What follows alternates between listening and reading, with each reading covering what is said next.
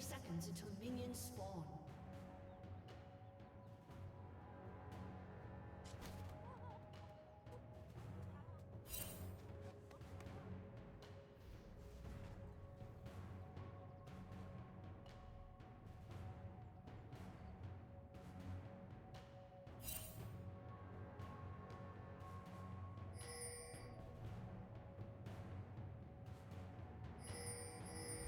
Minions have spawned.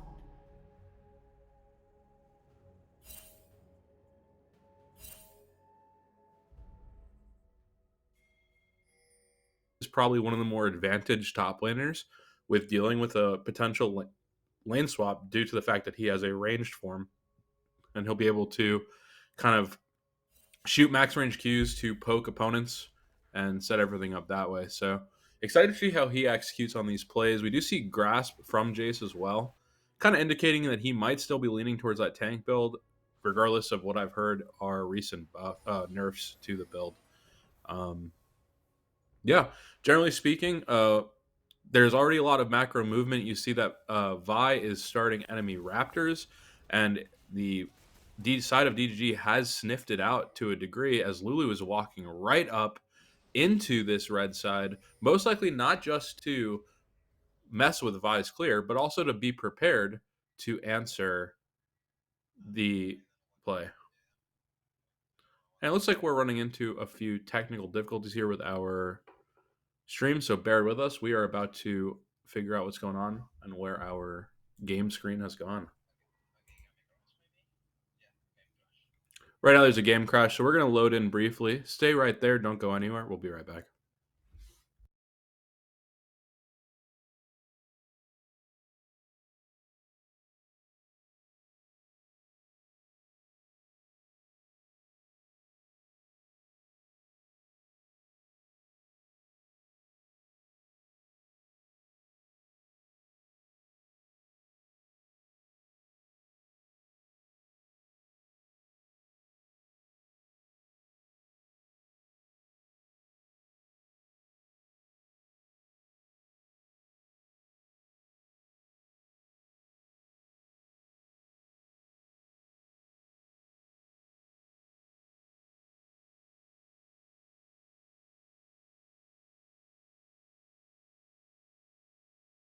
And we are back. Lucky that we have sorted that out quickly, but unfortunately, what we missed is the outcome of that roam. Lulu headed up into the enemy red side, or into her friendly red side, to defend from our vertical clear, and it looks like somewhere between where we watched her rotating up and the crash, they killed Jace. If I was able to get up there, most likely after that 3 camp, and get a kill. So first blood did go over to Chillers, which you do love to see. If you pick that high volatility jungle mid combo, you're gonna want those early. A kill on them might as well be 2. The amount of pressure they can gain from just some base AD stats on Vi. Right now, we do see that the lane swap has been nullified. The lanes have swapped back to standard lanes, and since Jace was the only one that successfully dove, he is a level down on Cassante here in this all-in trade. He's tanking the minions.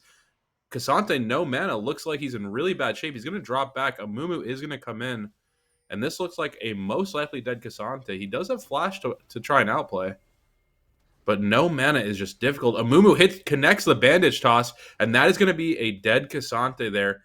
Really good play by Amumu and Jace. Jace kind of slow spaced him away from his tower, made it kind of difficult to retreat. They end up getting the flash from Cassante and a kill. The biggest part of this is it actually nullifies the advantage that was accrued by the early macro and the successful gank that we could presume occurred on Jace due to Vi's being 1-0.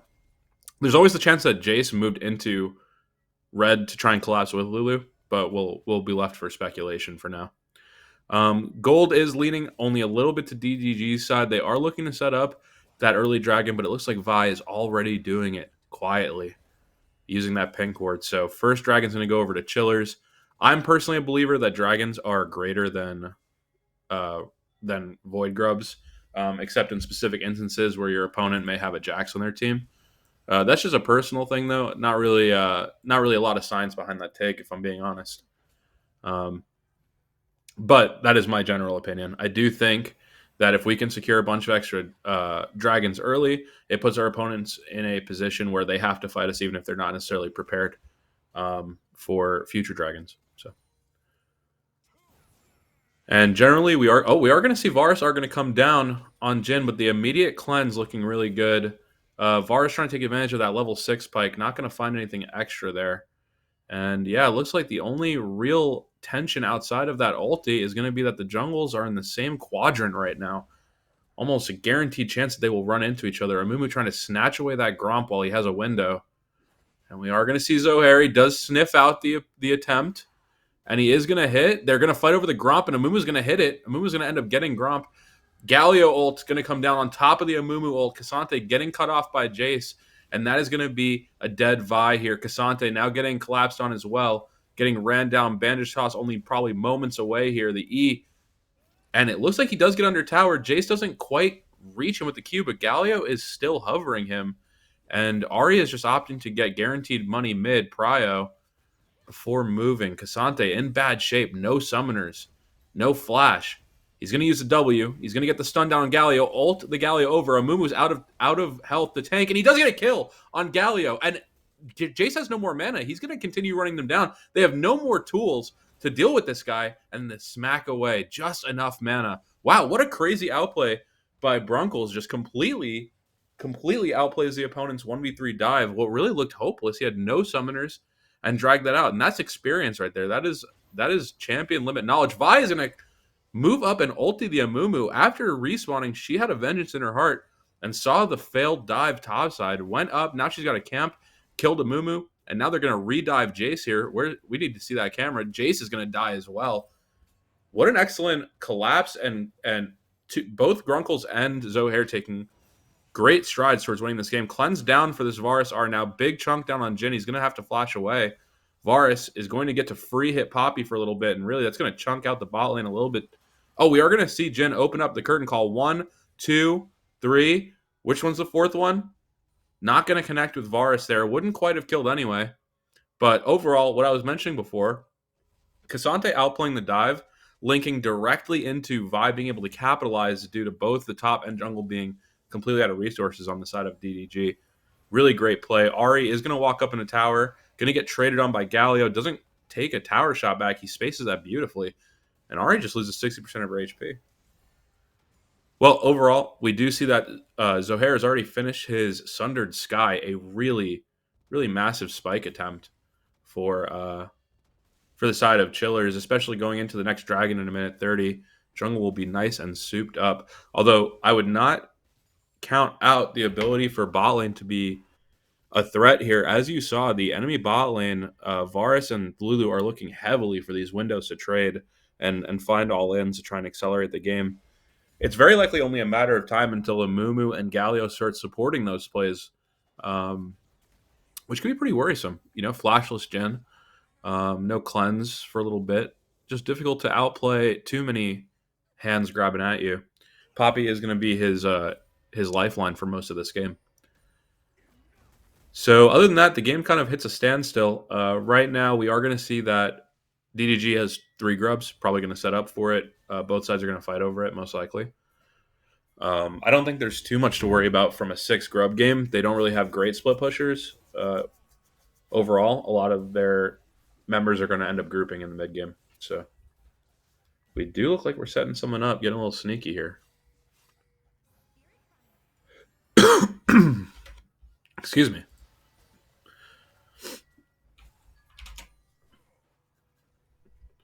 And no plays are going to happen yet, but we do have priority on the grubs. We are going to start up the grubs with Vi. And Lulu is here. Everyone is here pretty much, and we both mid laners who are covering bot at the moment have teleports. So this might be our first window to set up a 5v5 setup here. But it doesn't look like they're even going to accept the invitation to fight. They're going to opt to take a grub, or I'm sorry, take a plate, and then go to dragon. So they're agreeing to an equal trade. Zohair finishes the grubs, but looks like the second dragon is going to go down for the side of DDG. It's going to take away a future win con potentially that we might have had access to. We'll not take it away, but stall it out at least 5 minutes. So that's something to note. And it looks like a fight is going to start here. Amumu's going to land the bandage toss, but Poppy ult is going to knock Amumu back into Narnia. Vi's in a queue forward, and they're going to layer CC onto Lulu. Lulu's going to go down. Varus is forced to back off here as Curtain Call comes in and sets the zone up. That's also 2 plates. Really good play, but it looks like the side lanes of DDG are making sure that they find something back. They are going to go ahead and get plates on both sides of the map, and it's arguably going to neutralize some of the lead as we really only picked off a support. Nobody on DDG is going to lose too much income that where it matters, really. And Galio's going to land an E, going to land his taunt, going to throw the Q out. He just does that free combo and takes a lot of the HP bar here. That Hollow Radiance build is really crazy on that champion with his damage scaling off of it. Oh, nice little charm landed by Ahri, but nothing to be found here.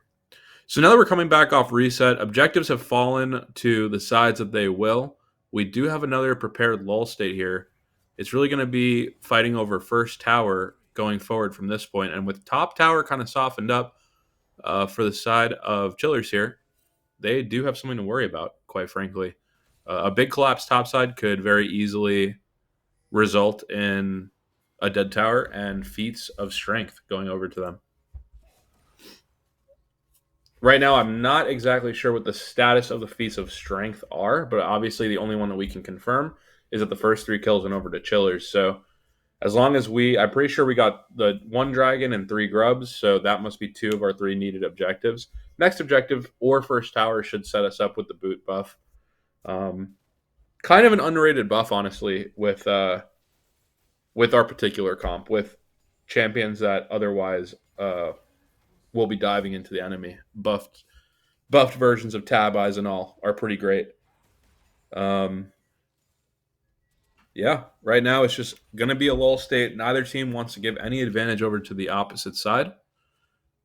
And there's nothing really to win from gaining an advantage and taking that risk if you do win. Amumu is going to look for an advantage here on the top side. He does bait out the W from Cassante, but Cassante is going to go ahead and ulti out as the team starts to rotate in. It looks like DDG, Evil Lobster and Never Outmatched kind of sniffed out that this play needed to be killed right away for the impending disaster potentially. And it looks like now that Cassante's ulti is timing out, they will be looking for a re-engage here.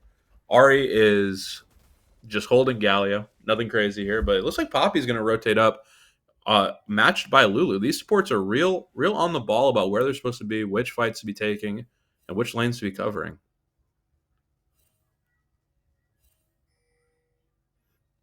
And Camera is just going to be watching these guys deal 200 damage to each other at a time, and it looks like gold is just real even across the board. No one with more than a 500 gold lead in any given role.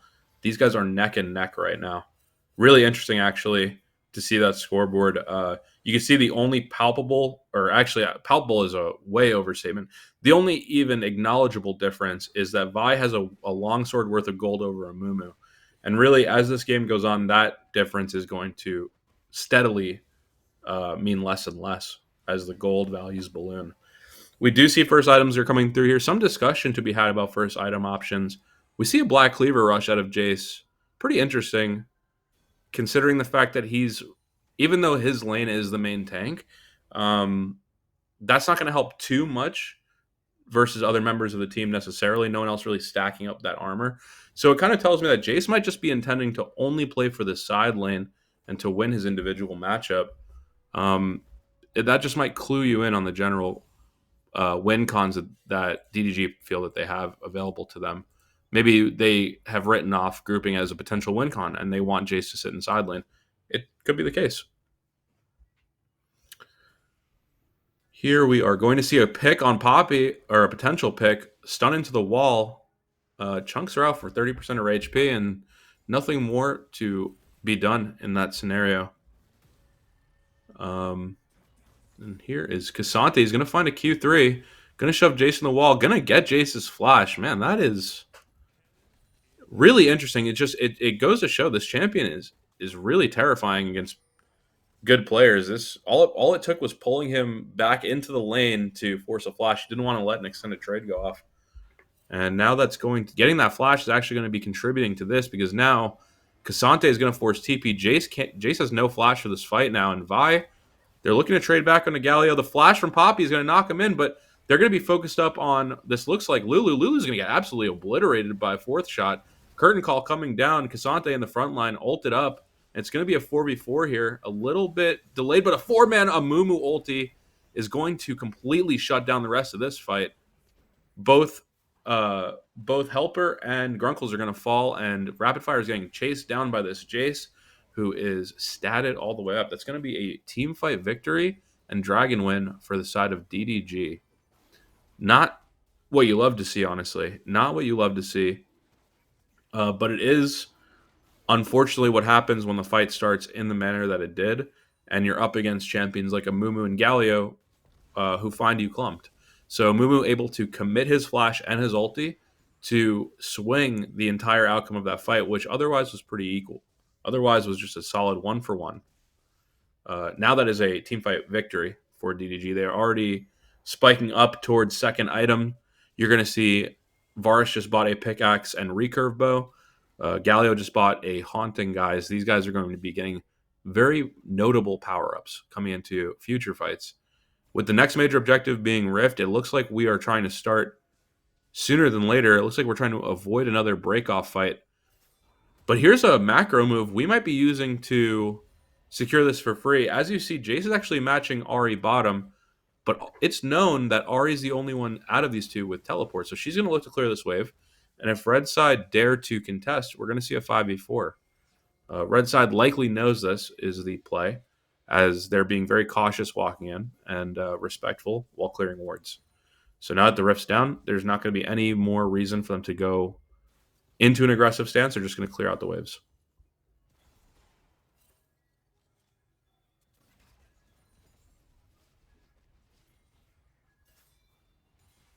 Well, we do have a pretty slow game state here. 12 kills in 19 minutes.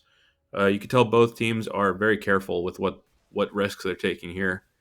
Jace, you could notice, is now starting to group up using that priority bottom. They want to knock this first tower down. How will Chillers respond to this? Will they just have to give the first tower? It looks like that is against their will. And we do see the Poppy ult away Lulu, but she's not too far away. Curtain Call is going to open up on frontline. Vi is getting absolutely obliterated by Varus after he commits ult and flash. Ahri is getting lower and lower, and that shot is going to come but not connect.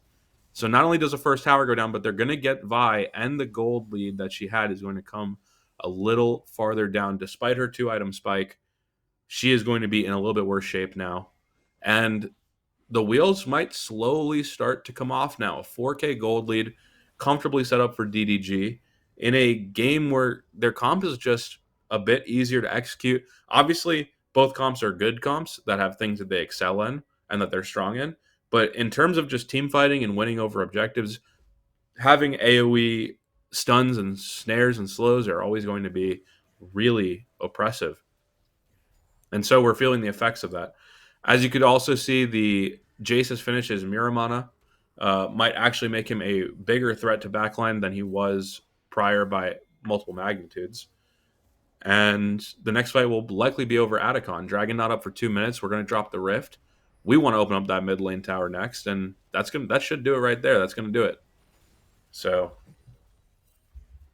we're just trying to inch back what we can get. We don't have any side lane towers either.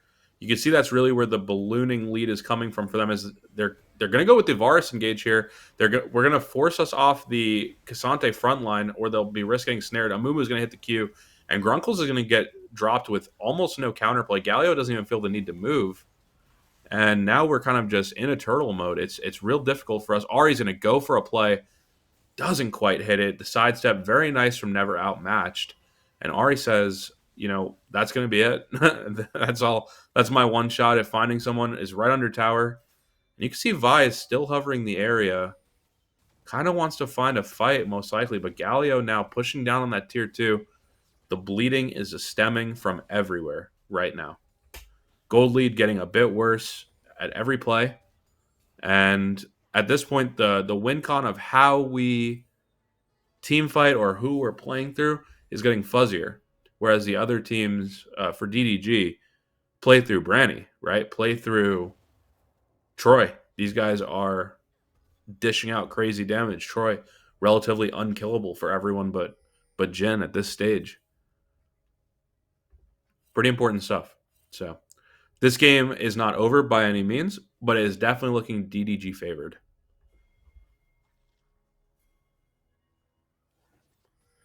And you're going to see we're kind of structuring ourselves around this objective here.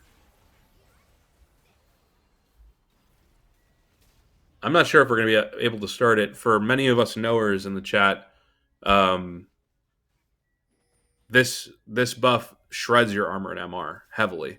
So I'm sure these players are also knowers and also keen to take a team fight when you have no armor and magic resist. And it looks like that fight is about to start. We're going to see a quick pause right here. But it does look like Amumu just grabbed onto our support. So it looks like Varus and Amumu are going to be hitting that engage real quick.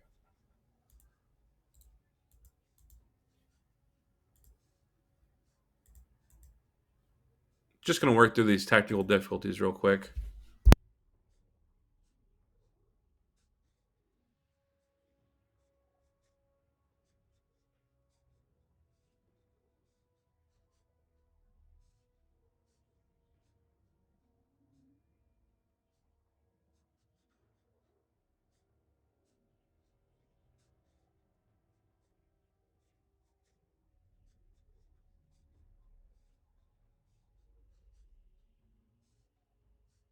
Well, guys, just bear with us here. We're going to take a look in.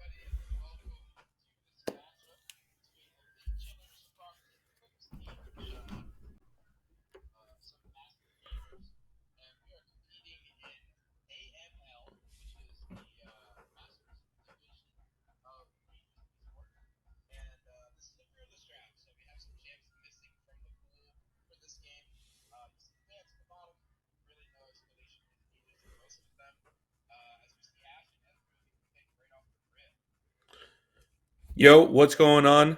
Welcome, Mikey. Glad you could join me today. Many of our listeners will be glad to hear your beautiful voice right now, as we do see that they have gone into an Ash B1 lane. We do know that Ash buffs, I'm pretty sure, landing tomorrow if they haven't already landed. So I don't know if they're playing buffed Ash or not, but Ezreal, a pretty traditional counter, and we're going to see a Zohair Lee Sin R2 right now. I mean, we haven't gotten spicy enough. We've decided to spice it up a little bit more. We got some treats going in, you know. We had a blindly sin. We saw that they elected to ban the Pantheon and the Talia, which happened to be pretty unplayable for Lee. So the worst thing they can do is lock in the monkey, and then they locked in the monkey. So we called their bluff. They answered our bluff, and that's about how that goes. We Yep. got Aurora locked in as well for blue side. So a blind Aurora, that could be mid, that could be top. Nice little flex pick for them. Oh yeah, and you already know that this team is trying to go Wombo again. Last game, I know you weren't able to catch it. The enemy team's comp just seemed much easier to execute in team fights. They had champions like Amumu and Galio, and some of our game-deciding team fights were a matter of flash forward on Amumu, press R, hit four people, and they all get deleted. So at this point, Yeah. picking when you pick champions like Wukong and Aurora, I am seeing it's pretty analogous. They might be looking for the same idea, and I would be expecting that they would pick Engage. We are going to opt for a Braum ban. We might be trying to pick the Engage instead, where at least we already do have a scrappy mid jungle. Last game, that's what our theme was, and Zohair performed pretty well actually under the pressure of playing Vi into a difficult comp to play it into. We had Vi Ari, Zohair tried to execute. He started off 3-1. Slowly our team fights degraded in quality due to the fact that they had champions that were just way better at team fighting. So Yeah. let's see now if we're able to take that early lead or generate an early lead in the first place and then snowball that lead further with an even more volatile jungle mid. At least that seems to be what our strategy is. Yeah, and it seems with these bands coming out, the Braum and the Alistar, it seems that we may be looking at something like Nautilus or Leona here, or maybe even a Rel. Those all could be really good picks for us. Yeah, there's the Rel. The Alistar pick kind of tipped me off on that one. The Alistar ban, I should say. So Rel, a really, really, really, really good champ for us this game. It's a nice go button. It's always very reliable. I don't think Yeah, I was gonna say I don't think Janna works in their comp at all, so they like to go for the Thresh instead. Thresh able to cancel a lot of the Rel's straight line engage with both Flay and Death Sentence. So definitely a decent pick for them here. I don't think Thresh is in the best spot right now, just in general. I don't think the champ is just very strong. That being said, though, if they like to go for the Rumble over the Camille, I think that's probably better for them. Uh, Silas. Okay, so it might be Aurora top, Silas in the mid lane against the Syndra. Silas seems like an absolutely devious pick here. I don't think he has any ults other than Rel that just look really good. And if that is enough of a threshold to pick Silas, I'd be picking Silas every game. There's always a good ulti to take. So Syndra is, from what I understand, a traditionally tough matchup for Silas, at least in the sense where his ulti is not going to matter much. They hovered the Ambessa for a while on B5. They did not end up taking it. It looks like we have opted into taking it, which I would say is actually really good. It's going to give us backline access. It's going to make us tough in the side lane. When you pick a side lane lineup like Aurora Silas, I would say a harder nightmare to deal with is a really strong split push champion, Yeah. requiring you to send multiple to answer, or at least hope that Aurora can clear wave and not get dove after. So that seems to be what the point of our R5 pick is. From me, from my point of view, it looks like we're trying to end the game before we even team fight. Like we're looking to garner such an early lead that it's just difficult for them to play. But we have to keep in mind that they actually have amazing tools to make it difficult for us to achieve that goal. So I'm interested to see what the chess game will be this game. Yeah, and something else, like you look at these champs as Ezreal, Syndra, Lee Sin, Rella, and Bessa. You think to yourself, oh, like how does this comp execute? Well, it's pretty simple. There's a ton of backline access between Rella and Bessa, both of which are able to dive effectively. You have an immobile AD carry. So that Ashe is going to be target number one in every fight. I do like the fact that despite us having a great go button with Rel, we also have great disengage with Lee Sin Kick and Syndra E. So like Scatter of the Week is going to be the decider of a lot of these team fights, in my opinion. If he's able to hit more than 2 members, it's gonna be really big. But yeah, man, I don't love Thresh as a champion right now. I don't think Thresh is very strong. They just gave him buffs to increase his armor growth. I don't think that really did anything for him personally, but it is a decent matchup for Thresh into Rel. So it could be one of those games where like, oh, it's not a great champ in isolation, but when you throw it into the comp, it actually works out. So I know that in my personal experience, we've been playing in ADL, which is the league below AML for the viewers who don't know. We actually have been putting some priority on Thresh, especially as a counterpick in these style of champions. It does seem like the buffs have made some of a difference, at least in the opinions of support players. I also know that armor scaling per level is actually some of the best base stats you can get access to. If you don't know, you get armor, your armor to MR ratio on growth on average is going to be 3-1. Every level you're going to get 3 armor to 1 MR ratio, pretty much. So ideally, like increasing armor growth on the champion who was specifically stunted on, which was Thresh, as you might or might not know, his soul passive, which gives you armor, the way they Yep. balance that is that you just give him no armor scaling naturally. Well, now Yeah. they're kind of undoing that a bit so that the ability isn't just leveling him out at a normal amount of armor. Now it might creep up closer to like, wow, this guy has a lot of stacks. He actually has a lot of armor, and that could be pretty problematic for champions with a lot of flat AD ratios like Lee Sin and Bessa. So I'm not saying the champion's great. I'm definitely saying it is notable, at least to what seems to be my team, that it's different. Yeah. It's Fair looking enough. better. Fair enough. Yeah. Well, Um, we are gonna take a quick little break ski real quick, guys. We have about a 3-minute spectator delay to get through, and we'll be right back with game 2 of this matchup, and hopefully, they let us actually cast it. So we'll see y'all on the other side.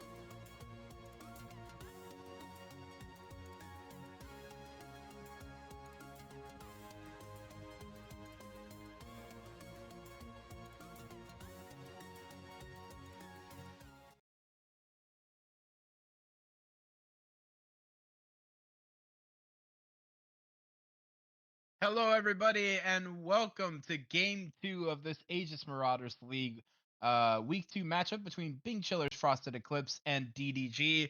I am Mikey, joined by the GOAT himself, Civil, and we are excited to bring you the action on this Game 2. DDG currently up 1-0 in the matchup, and we are ready. We are ready to rock. We're going to go What's ham. going on, Big Mikey?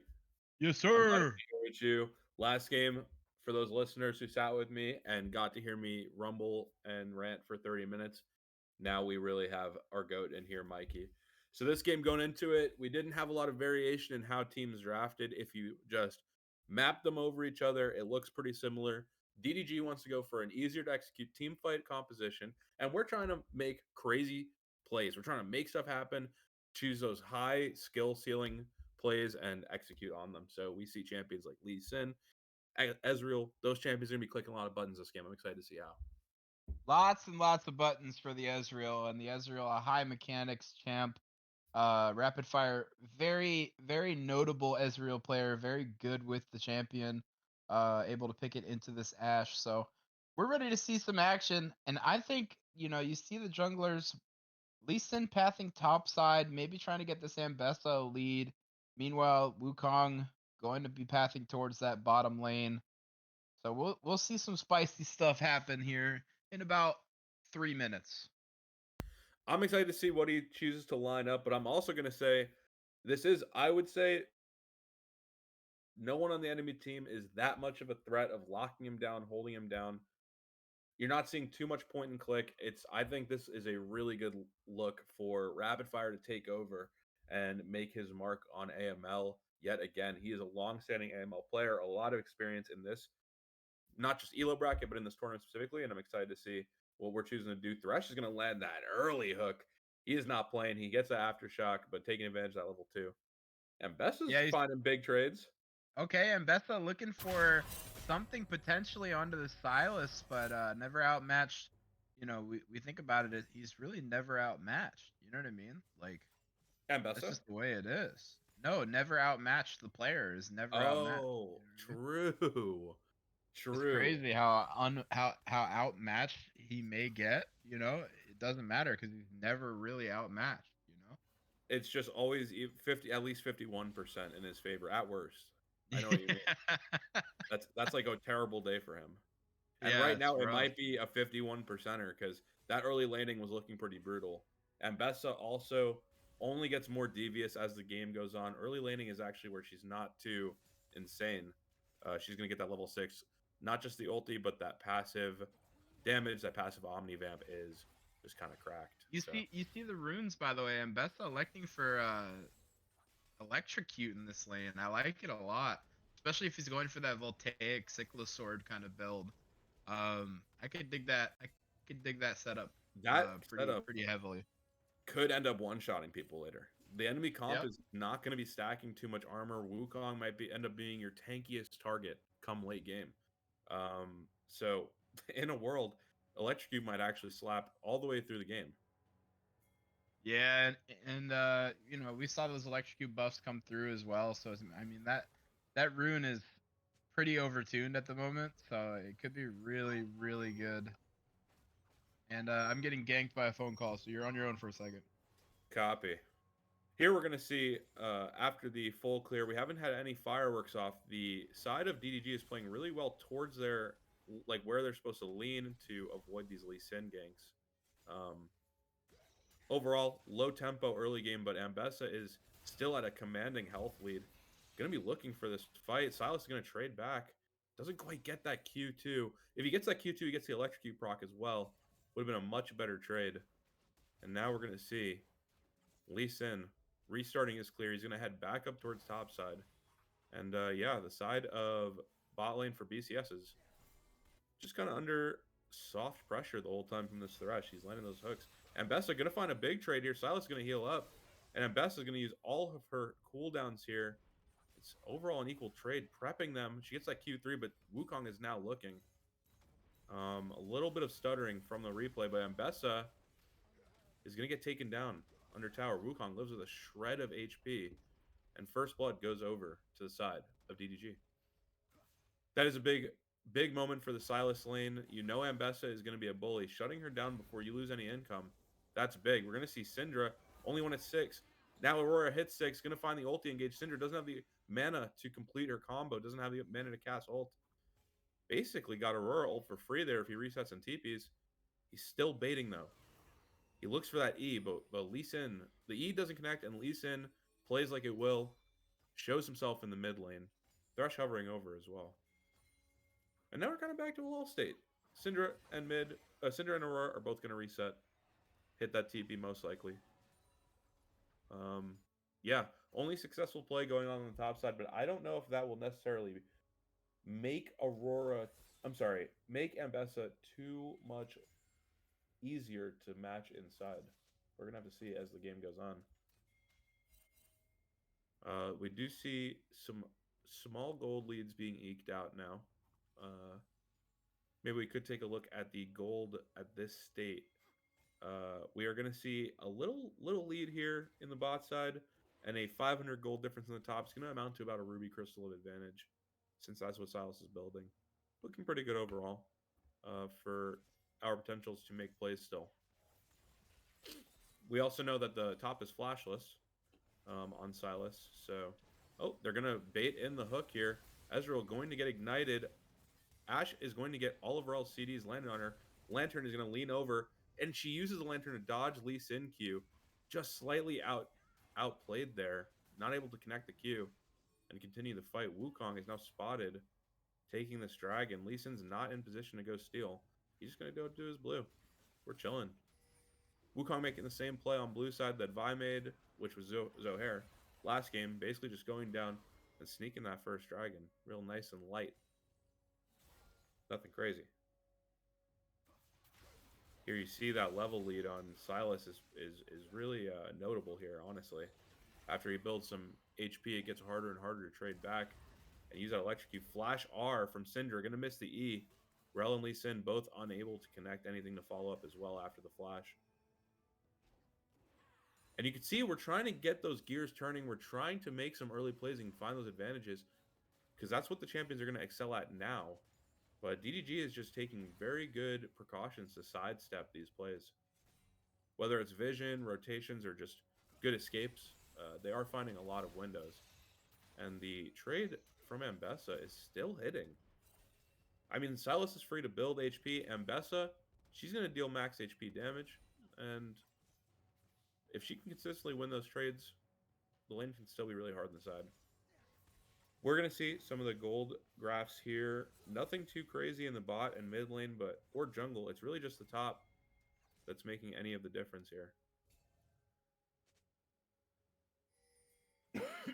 Darksteel picked up for Troy. I've been resurrected from death. I am back. Welcome home, Mikey. You didn't miss too much. That dive on Silas was crazy, bro. Yes, it was. Ultimately, it was really good setup from Never Outmatched. He knew his jungle was coming up for the dive and traded out as much as he could. Fresh gonna do here? He's gonna miss. The hook misses. Yeah. He's gonna miss. There it goes. There goes your red buff, and Wukong doing some cross map taking as well. Going to be taking the Raptors and potentially looking at Lee Sin's red buff. Now the intel is there that he was bot side. But now Rel and Lee Sin moving towards this Aurora in the mid lane. She does have escapability with the W. She gets stunned out of it. Is going to go drop the ulti, try and dash to the other side. She is free for the moment as they look to try and potentially get her down. The kick comes through, the W comes through, the E comes through, and Zohair picks up himself the first kill of Bing Chiller's game. Pretty well executed from the lads on BCS there. That kick, lining her up under tower. He waits for the Rel to land her CC so he can get the last hit. Pretty solid. And we're going to see some really successful trading here from Ambessa. But the mid... Oh, but Goat actually gets killed by the Wukong Cyclone while we were a little distracted by the top lane exchange. And yeah, that's going to set... I mean, Syndra's in a great spot. She's up, 2 waves of CS. And... isn't really missing much from getting killed there, as she did crash the wave into the tower before doing so. So all in all, kind of like best case scenario if you're gonna die there, but obviously not ideal to die. Right. Yeah, no, the side of DDG is wise to make a quick counter punch after their unsuccessful play in the mid lane, or our successful play, I should say, onto the Aurora as a three-man gank. So they do a quick counter punch, find the Silas with no flash. Great play by Wukong. And things just kind of go back to status quo. 800 to 1,000 gold down has been where the game has kind of sat for a few minutes. And Ambessa is still working at that slight XP deficit. If at any point, I swear, I'm still living by the idea that if at any point that changes where she equalizes her level, these winning trades will be actually pretty overwhelming onto the Silas, who I think is building Heartsteel or something. Like he was stacking two Ruby Crystals prior, so not sure what we're looking at for him at this point. Heartsteel would be diabolical. It would give them more frontline, right? That's kind of the concept, I'd say. Or he could be taking like any AP. Oh, we're gonna see the insect into the stun. Holy cow! We Yo, see Zohair Like pulling up. LeGoat was not losing that kill. He committed ulti on a 50 HP target. He was like, "This is I need gold, bro." Okay. Good play by the Chillers there. Though. We love to see that. Yep. And Thresh Wukong tries to not make gonna a be able play. to get anything in return either. That's big. That's large. That's actually massive. Large and in charge, really, from the boys. And we see just like Ezreal gets to play League of Legends for free when he's 1v1 or 1v2. Love that champion. Uh, and I'm sure Helper's loving it too. They're gonna make a playoff into Man, Mbessa. top the Cyclone comes through. The ult from Mbessa as well has to get the flash out, but is gonna live as they try to push into this tower. They really want this kill. The hook comes through from Thresh. The lantern is gonna take never outmatched in, and yeah, that's a dead Mbessa. Not a lot he could have done honestly to avoid that death. I guess just play safe, man. Just play safe, you know. It's just like the classic, just play safe for 15 minutes. It definitely has seemed like DDG has put special attention to making sure that they have those windows locked down to dive him. Oh, is Even this doing the things like AD silent, by the way? it looks to be. The Manamune, like what is it? Manamune with Titanic Hydra or whatever. The That sounds. Korean I don't even know what to say. That doesn't sound too appealing to me, but it might be. Sundered Sky, yeah, Sundered Sky with Manamune, dude. That's what Wow. it is. Sundered Sky Silas is what we're casting right now. I would not have anticipated. But now I get to watch the double Sundered Sky healing. Hopefully. Well, here's the thing about that build, Civil, is Silas has really good AD ratios on his passive. So if he's able to get those off, oh my goodness, another kick, another death, another kill over to Zohair. The ult gonna miss. The True Shot Barrage offline as now Brandy Fan is gonna kill all three. Bro. That was insane. So we opened that play up like we were Faker. I have to say it, like Helper with that flash knockback on someone who is flying away is actually incredible lineup skills. But yeah, then we just went super deep, and the person tanking ended up getting clipped by an Ash W, and that is all she wrote. We did not have the juice from that point, and that is about as bad as it gets for the outcome of that play after such an immaculate pick on the Thresh overall. Yeah, fortunately, going back to your point during draft, Ash buffs have not come out yet. They will be out tomorrow. So the champ still, as of right now, does very low DPS. So it's not. I'm trying to look at the positives. You know what I mean? Just, Absolutely. No. Listen, I still think that we are one successful gank on Silas from Ambessa having an easier time in her lane. This XP and now item deficit is just really difficult to play versus. And we're going to see Troy Helper gets a get kill caught on warding. Helper. So he's out there getting scouting vision, and they four-man him in the jungle. Unfortunate. But yeah, what I was saying was for Silas. He might just take the tower and then fight after, yeah. Look at that demolish damage. Oh, the E is gonna land. The Abscond Abduct does connect. And he's trying to chase down this Ambessa, but is gonna pop that empowered scrying orb, which by the way, once you hit it, does give you that bonus move speed. So able to get out of a potentially really, really bad angle. Yeah, Lee Sin just kind of hovering. He's going to go back into his jungle, and that's going to be that for now. Man, these windows are sharp. These windows to find fights are getting collapsed on extremely quickly. And DDG coming out a little bit ahead on each time with these, especially after that dive. Now there is a decently substantial early game gold lead, which it's just going to be something for the side of Chillers to have to play through relatively quickly. They don't really want to try to take this to the long game, I would say. Yeah, I mean, you made a great point before, too. I mean, you were like, hey, we need to win early and win fast. And it doesn't seem to be going our way in that regard. I think, obviously, Syndra is an incredibly well scaling champion, as is Ezreal. But in order to get to that point, you got to be 3-4 items. And right now, um, we're not getting there faster than the enemy team is getting there. If you know what I'm saying. I do, and really everything we'll have to give up in the interim to get there is going to Yeah. be in and of itself an issue. Luckily, we were able to secure a dragon, but since then, DDG has gotten. They got the first dragon. They also got 6 grubs, and now they're securing that herald. So this early gold lead is already going to be paying dividends to them with these objectives. We're going to see Ambessa is scrapping a bit with Aurora.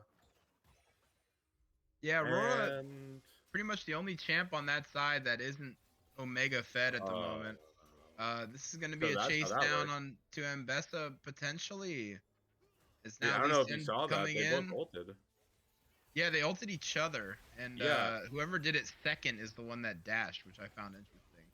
Now Aurora going to Oh. dash about 450 times and get out safely, but did blow both Wukong and Aurora ult. Ash ult still available to potentially look from the mid lane as now Wukong trying to get the engage. The hook lands onto Ezreal. Ezreal trying to fight his way out. Not going to be able to as now Wukong looking on to Rel, and Helper is going to fall as well. And it's just a slow burn thus far in this game. Bing Killers, it's looking a little bleak at the moment.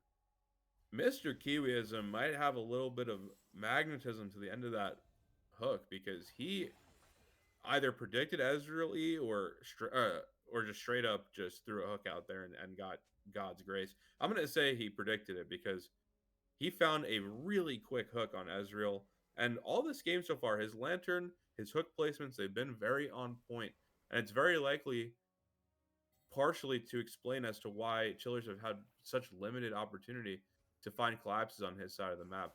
There's Yeah. 1 death for their bot lane, 6 for ours, and it's not for lack of attempt of getting these kills back.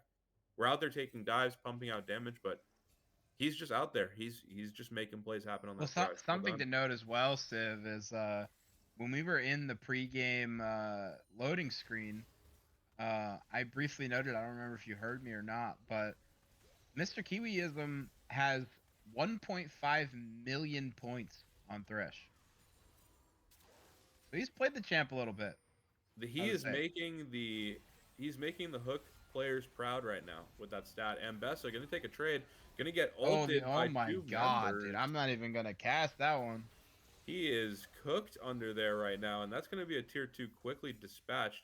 You can see that the opposite side 1v3 is not going nearly as well for the side of Chillers as they continue investing in this attempt to kill this Silas and call it a day. And it looks like they're going to find another It's going to get attempt stunned window. up, the Magnet Storm, and that's going to be that. So another kill going up to this Mr. Goat on the Syndra. And that's pretty much the best case scenario as far as person you want gold on. The Asshole gonna come and hit. Little cheeky Asshole to stop the backs. I love it. We Dude, love to see I that. need that. We need that. You know, that Yeah. kill on shutdown on Syndra. We need that. We get him to 2 items. I mean, not for nothing, but he is a champion deleter later, like you were mentioning. He scales incredibly well on that Syndra. Mhm. And now should be about the time where those orbs are stacked. He is nice and 2 items built up. He should be looking for a one-shot combo here and there. Yeah, I think his primary targets are gonna be obviously the Ash, and then probably trying to disengage. As far as scatter the weak targets are concerned. If Ash is available to be hit, he wants to hit Ash. But outside of that, it's got to be a disengage tool. It's got to be a tool to stun up a front line and potentially try and play front to back at that point. Yeah, for sure. And you saw that the last guy of the week went a little bit wide, but he is fishing for that Ashe, like you said, and Ashe is going to scout out a few of our own members. He's gonna scout some of the boys. He said, "Hey boys, What's what's going up?" on? Thresh over the wall here is gonna miss the hook, unfortunately for him, as the clone comes through, and now the cyclone as well. Thresh flashes over, gets the flay. The box dropped as well. Lee Sin getting dangerously low, trying to heal up, trying to get the shield, but the Aurora ult gonna pick him up. Meanwhile, Troy looking for more on the backside of this fight, as the Thresh is gonna pick up the Mbessa. The Mbessa ult stolen by Silas is gonna land onto Ezreal, as now they push forward, trying to kill Rapidfire. They are gonna pick him up, and that's an ace for DDG, 17-5, 8K gold up. They are looking dominant in this game.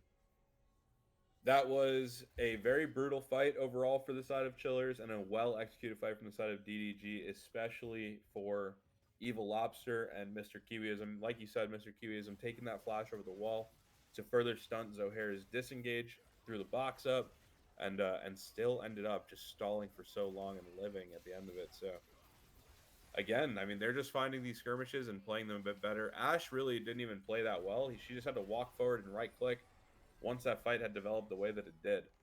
And that's exactly what they've done. They've gone and taken the Atacon. They now have that Guardian Angel style withdrawal buff to set them up for the next fight. And the next Dragon's in a minute 45. But at this stage, I don't even think they have to wait. They might just take in the next fight that presents itself at any point because they have that much gold right now. They have a lot. They got a lot of gold. Ashe finished IE. The Manamune getting finished on Silas. I mean, there's a lot of really huge item spikes. We got 2 items on Thresh. Meanwhile, we're not even close to second item on Rel. Rel is gonna get stunned up by the Ashe ult, but does kind of negate it a little bit with the W. So that now they're gonna be looking to push into this mid lane as the Thresh hook goes wide. And it should be, yeah, I was about to say, they should be not looking anymore now that the wave is gone. But Thresh still fishing. He's still fishing. And that's Yeah, a it looks really like we're low gonna- CD now with 2 items. I got to point that out. It's a very, very low CD now that it's maxed and 2 items. Yeah, he is stacked all the way up on ability haste. But also, it looks like we're going to have to turn our base into a fortress at this point. That's Yeah, I mean, basically how we're they're staying up. playing They have Bloons all Tower divisions. defense. Yeah, and Like, our the fight Ezreal is line a dart slowly monkey moves right now, back. bro. Yeah, he is. He's really not able to pump out any DPS at this stage the way these fights are going. Basically just The dodging kick hooks. is going to land on the Wukong. They get the withdrawal from him. So Wukong a little bit out of position. Does get kicked by Lee Sin and picked up. That's, what, 200 gold now? Right? Yeah, they get 200 I gold never and they get get kills. I'm a rose petal support man. stack So. Oh, when they you get a make rose someone petal top. with it. Okay. And it looks Look like at we're going to Silas, be man. It's continuing this AD bit. Silas, dude. That guy's cooking. No, he's been cooking ever since that first dive. That gold lead has grown. He has not dropped at all. And Bessa gonna whiff the ulti here. One of our main Oh, the Abscond abduct under tower, the kick as well. They're just trying to kill as many as they can before they respawn again. And now Thresh pushing forward, does have the Zeeks going, is going to get some slows, but not able to land a hook. As now Ashe pushing forward with that IE, with that Yuntal, is able to get some damage, but not all of it. As they should be able to take this inhib for free. Thresh hook goes wide, he gets another withdrawal.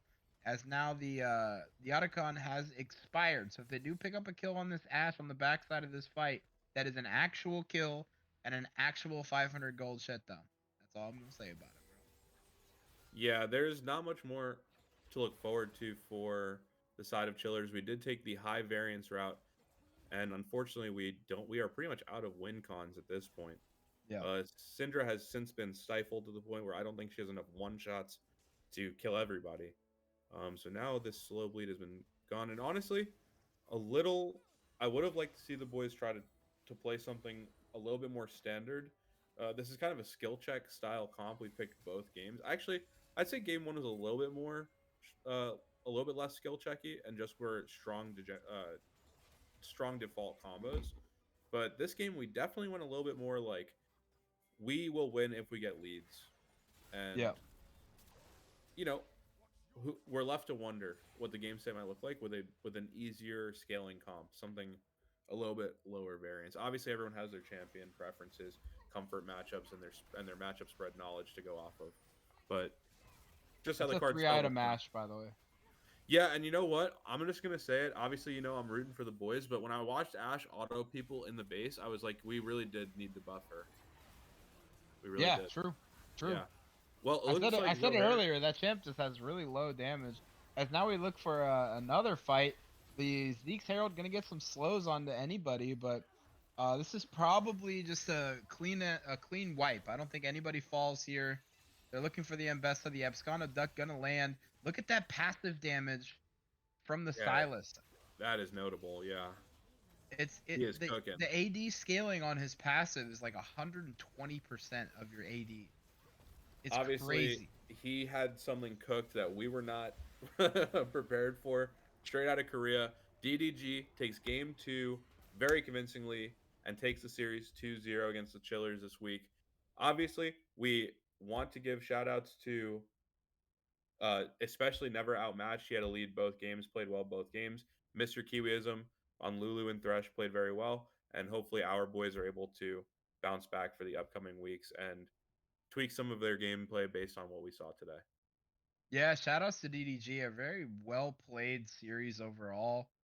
You guys look fantastic. I wish you all the best. And for the Chillers, we're gonna try and bounce back as best as we can. We're trying to do what we can to potentially bounce back and get a win next week. Um, but yeah, it's always tough to lose, but every loss is a learning experience, and we are learners here at the Bing Chillers. Yes, we are. And I'm excited to get into the future weeks. I do think that we do have the potential to play these high skill expressive champions, and DDG just picked extremely well in the draft to make our lives harder. We did see some exceptional plays from the Chillers boys as well throughout the night, but obviously we do want them to translate in the future. So great plays to both teams, and especially a shout out to DDG for their great 2-0. Yeah, and that's gonna be it on our end. It's been a pleasure. I know I was only here for one game, but I did enjoy my time with all of you. So me and Civil are gonna be peacing out for now. We're gonna don't go anywhere though, because we're gonna shoot a raid over to let's see who's live. Aegis. We're gonna raid Aegis. Awesome. And They thank have you some again more for AML joining us. action. And thank you, Mikey, for joining us. And thank you to our producer, Raven, for joining us as well. Thank you, guys. Thank you all for tuning in, and we'll be here same time, same place next week, and hopefully with with our boy Huey back at it again. So we'll see y'all on the flip side. Take it easy. Have a great night.